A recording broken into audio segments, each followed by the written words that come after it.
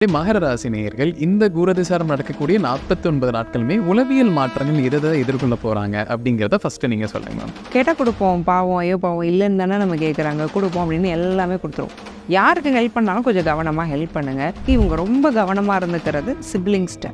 So சிப்ளிங்ஸ்கிட்ட ஏதாவது சொத்து பிரச்சனை இருக்குது, ஏதாவது நீங்கள் ஒரு வார்த்தை விடுவீங்க, நான் அப்போ கோர்ட்டுக்கு போவேன்னா அவங்க போயிடுவாங்க கிளம்பி. ரெண்டாவது, அண்ணன் தம்பி அக்கா தங்கச்சின்னு யாரையாவது ஒரு பழக்க முறையில் நீங்கள் கூப்பிட்டு பழகிருந்தீங்கன்னா கூட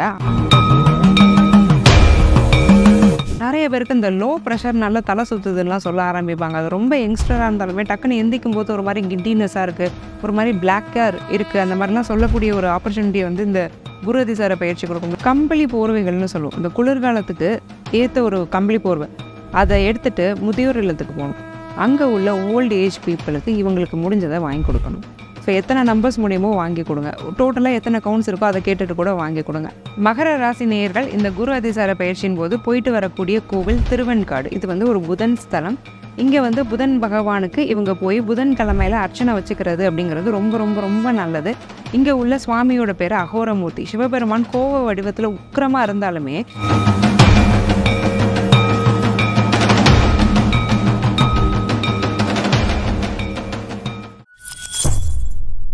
பக்தி பிளஸ் நேயர்களுக்கும் வணக்கம். இன்று நம்மோட இடதவர் ஆஸ்ட்ரோ முத்துக்குமாரி மேம் அவர்கள். வணக்கம் மேம். வணக்கம் சார். மகர ராசி நேயர்களுக்கு இந்த குரு அதிசார பயிற்சி எந்த மாதிரி பாசிட்டிவான பலன் தரப்போகுது அப்படிங்கிறத இந்த வீடியோவில் பார்க்கலாங்க. அதற்கு முன்னாடி மகர ராசி நேயர்கள் இந்த குரு அதிசாரம் நடக்கக்கூடிய 49 நாட்களுமே உளவியல் மாற்றங்கள் எதை எதிர்கொள்ள போகிறாங்க அப்படிங்கிறத ஃபர்ஸ்ட் நீங்கள் சொல்லுங்க மேம். மகர ராசி நேயர்களுக்கு இந்த குரு அதிசார பயிற்சி அப்படிங்கிறது எப்படி இருக்க போகுது, அவங்களுடைய மனநல மாற்றம் அப்படிங்கிறது என்னவா இருக்க போகுது. மகரம் குரு எங்கே உட்காந்துருக்கிறாரு, 7ஆம் இடத்துல உட்காந்துட்டு நேராக ராசியை பார்க்குறாரு. அப்போ என்ன ஆகும்னா, நம்ம இன்னும் கொஞ்சம் கொடுக்கலாம், கேட்டால் கொடுப்போம், பாவம் ஐயோ பாவம் இல்லைன்னு தானே நம்ம கேட்குறாங்க, கொடுப்போம் அப்படின்னு எல்லாமே கொடுத்துரும். திரும்ப நமக்கு என்ன ஆகும்னா, நம்ம ராசிநாதன் சனியில் சும்மா இருப்பாரா, நீ கொடுத்தல, உனக்கு ஏதாவது ஹெல்ப்னா நீ கேளு, இப்போ அதில் என்ன தப்பு, அது நியாயமும் தான். நம்ம போய் கேட்போம், அவங்க ஒன்றுமே நமக்கு கொடுக்க மாட்டாங்க. ஸோ அப்போ என்ன ஆகும்னா, ஒரு பெரிய ஒரு டிப்ரெஷனுக்கு நம்ம ஆளாகும். நம்ம கொடுத்தோம், அப்போ நம்ம ஏமாலியா, நம்மளை இவன் ஏமாற்றிட்டானா, நம்ம ரொம்ப முட்டாளா அப்படிங்கிற அளவுக்கு கூட நம்ம யோசிக்க ஆரம்பிப்போம். ஸோ அந்த மாதிரியான தாட் ப்ராசஸ்லாம் ரொம்ப அதிகமாகக்கூடிய ஒரு சமயமாக மகரத்துக்கு இந்த டைம் அமையும்.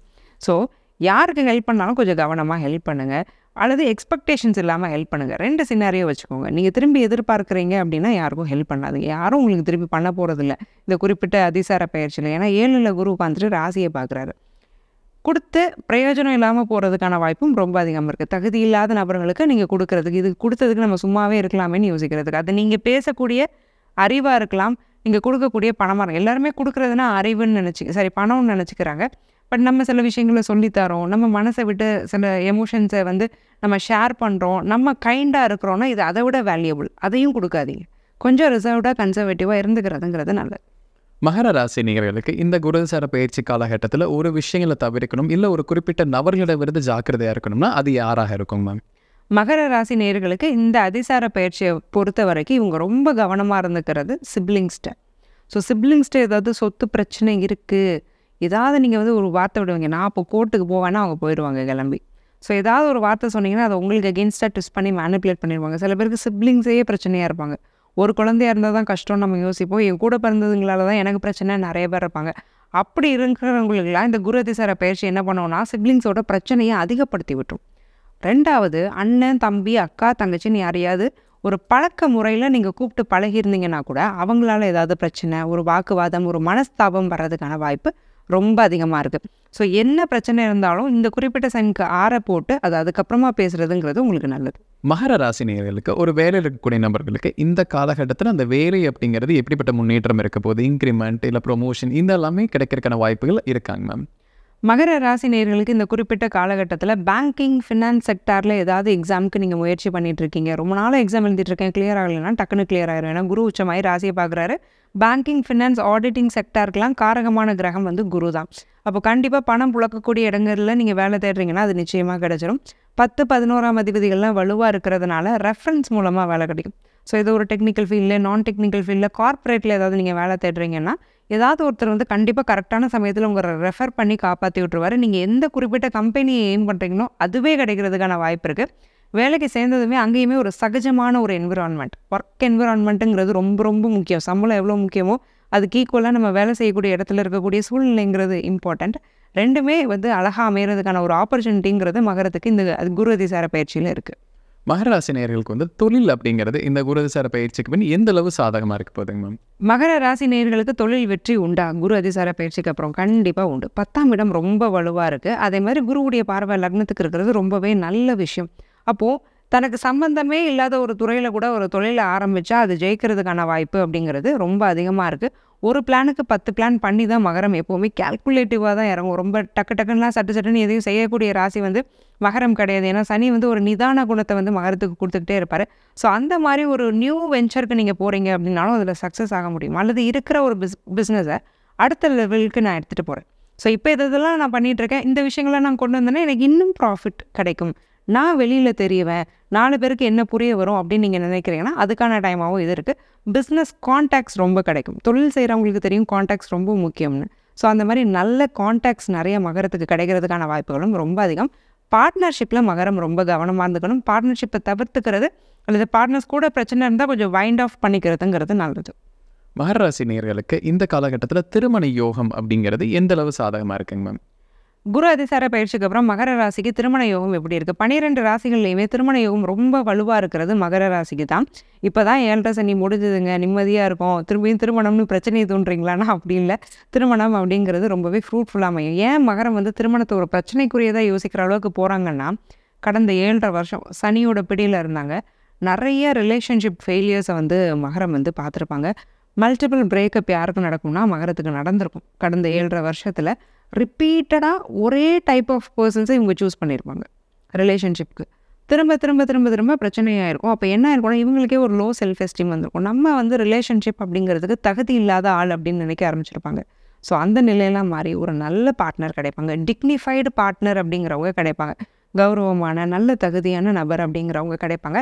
ஏன்னா குரு வந்து டிக்னிட்டியை குறிக்கக்கூடிய ப்ராப்ளம். அப்போது இவங்களுக்கு இந்த காலகட்டத்தில் நடக்கக்கூடிய ஃபிக்ஸ் ஆகக்கூடிய மேரேஜஸ் டிக்னிஃபைடு மேரேஜஸாக இருக்கும். மகர ராசி நேயர்களுக்கு குழந்தை பாக்கியம் அப்படிங்கிறது இந்த குரு அதிசார பயிற்சி காலகட்டத்தில் எந்த அளவு சாதகமாக இருக்குங்க மேம்? மகர ராசி நேயர்களுக்கு குரு அதிசார பயிற்சிக்கு அப்புறம் குழந்தை பாக்கியம் எப்படி இருக்குது? தெய்வ வழிபாட்டின் மூலமாகவும் தெய்வ வழிகாட்டுதலின் மூலமாகவும் தெய்வ அனுகிரகத்தின் மூலமாகவும் மட்டும் மகரத்துக்கு கண்டிப்பாக குழந்தை பாக்கியம் இருக்கும்.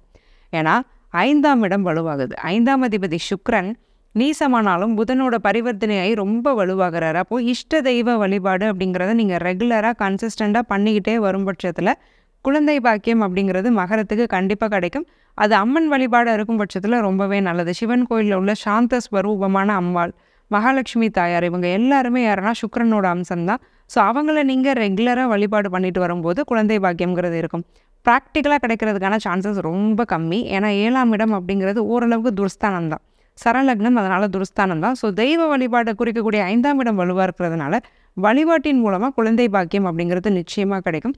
பெண் பிள்ளை யோகம் ரொம்ப அதிகமாக மகர ராசிக்காரங்களுக்கு இருக்குது. அழகான பெண் குழந்தை வேணும்னு ஆசைப்படுறவங்களுக்குலாம் அந்த பெண் குழந்தை அப்படியே கிடைக்கிறதுக்கான யோகம் ரொம்ப ஜாஸ்தியாக இருக்குது.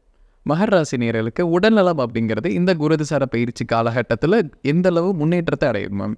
மகர ராசி நேயர்களுக்கு குரு அதிசார பயிற்சிக்கு அப்புறம் ஹெல்த் ஆரோக்கியம் எப்படி இருக்க போகுது? நிறைய பேருக்கு இந்த லோ ப்ரெஷர்னால தலை சுற்றுதுலாம் சொல்ல ஆரம்பிப்பாங்க. அது ரொம்ப யங்ஸ்டராக இருந்தாலுமே டக்குன்னு எந்திக்கும் போது ஒரு மாதிரி கிட்டினஸாக இருக்குது, ஒரு மாதிரி பிளாக்காக இருக்குது, அந்த மாதிரிலாம் சொல்லக்கூடிய ஒரு ஆப்பர்ச்சுனிட்டியை வந்து இந்த குரு அதிசார பயிற்சி கொடுக்கும். என்ன காரணம்னா 6ஆம் அதிபதி புதன் போய் சுக்கிரனோட பரிவர்த்தனை ஆகிறாரு. அந்த சுக்கிரன் வந்து அங்கே நீசம். அப்போ அந்த நீச பங்கு படுத்துறது யாருன்னா புதன். ப்ரெஷரை கொடுக்கறது, தலை சுற்றலை கொடுக்குறதெல்லாம் புதன் தான். நரம்பு சம்மந்தப்பட்ட பிரச்சனைகளும் கொஞ்சம் சின்ன வயசுலேயே வர்றதுக்கான வாய்ப்புகளும் ரொம்ப அதிகமாக இருக்கிறதுனால ஒரு ஹெல்தி ஃபுட் ஹேபிட்டையும் ஹெல்தி லைஃப் ஸ்டைலையும் மகரம் மெயின்டைன் பண்ணிக்கிறது ரொம்ப நல்லது. வாட்டர் இன்டேக் அப்படிங்கிறத வந்து இவங்க காம்ப்ரமைஸ் பண்ணவே கூடாது. ஏன்னா உடம்பு டீஹைட்ரேட் ஆகிட்டே இருக்கும்.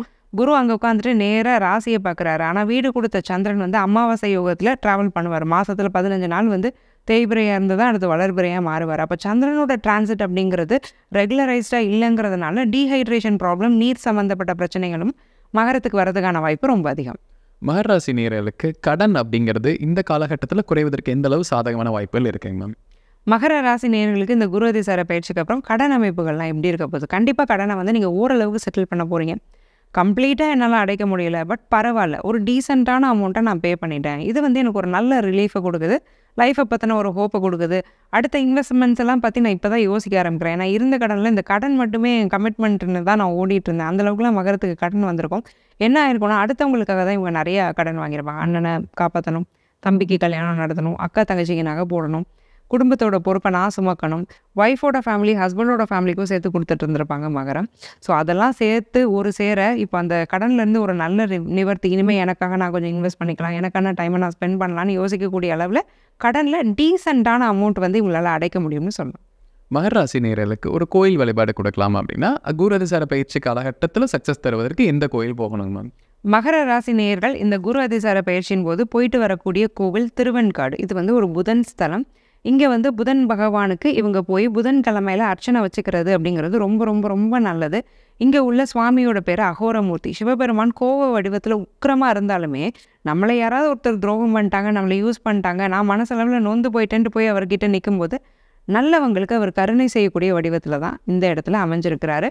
ஸோ ஒரு அறிவு தெளிவு, ஒரு ஞானம், படிக்கிறதுக்கு ஹெல்ப் பண்ணுறது, எக்ஸாம்ஸ் கிளியர் பண்ணுறதுக்கெல்லாம் இந்த டெம்பிள் வந்து ரொம்பவே பிரசித்தியான ஒரு டெம்பிள். இந்த டெம்பிளுக்கு மகர ராசிக்காரங்க ஒரு முறை போயிட்டு வந்தாங்க அப்படின்னா அது ரொம்பவே ஒரு லைஃப் சேஞ்சிங் ஒரு டெசிஷனாக இருக்கும்.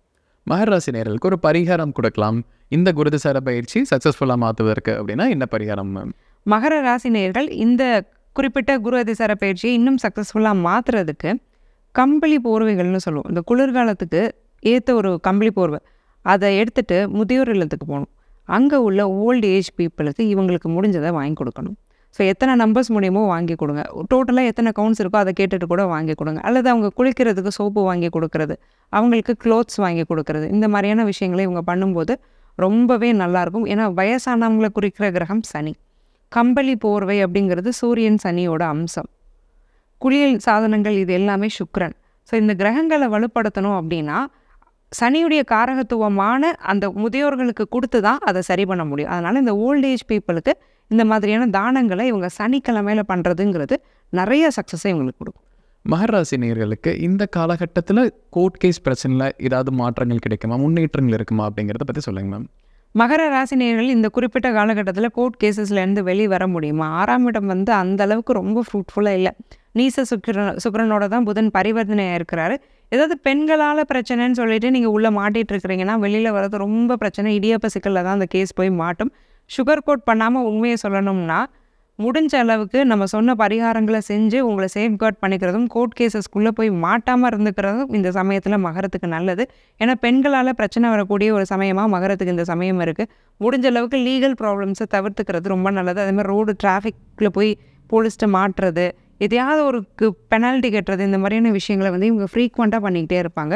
பண விரயம், மன விரயம், கொஞ்சம் டிக்னிட்டி ப்ராப்ளம், இது எல்லாமே கோர்ட் கேசஸ் மூலமாக மகரத்துக்கு வர்றதுக்கான வாய்ப்புகள் ரொம்ப அதிகம். மகர ராசி நேயர்களுக்கு இந்த காலகட்டத்தில் ஒரு ஸ்பெஷல் நோட் கொடுக்கலாம் அப்படின்னா அது என்ன கொடுக்கலாம் மேம்?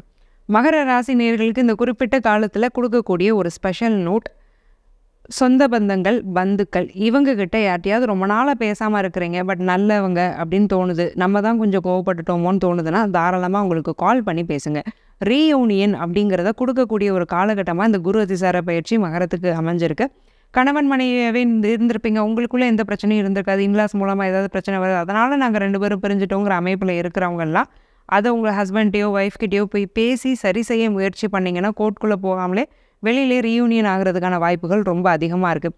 ஸோ ஈகோவை விட்டுட்டு போய் பேசுங்க. பேசும் பட்சத்தில் உங்களால் எந்த பிரச்சனையுமே சரி செய்ய முடியும். மகர ராசி நேயர்களுக்கு இந்த குரு அதிசார பயிற்சி எந்த மாதிரி பலன் கொடுக்கும் அப்படிங்கிறத விலாவரியாக பார்த்துக்கலாம். கண்டிப்பாக நம்ம நேர்க்குள் பயனில் கருத்துக்கெல்லாம் இருந்திருக்கும். மீண்டும் ஒரு பதில் சந்திக்கலாம். ரொம்ப நன்றி. நன்றி சார்.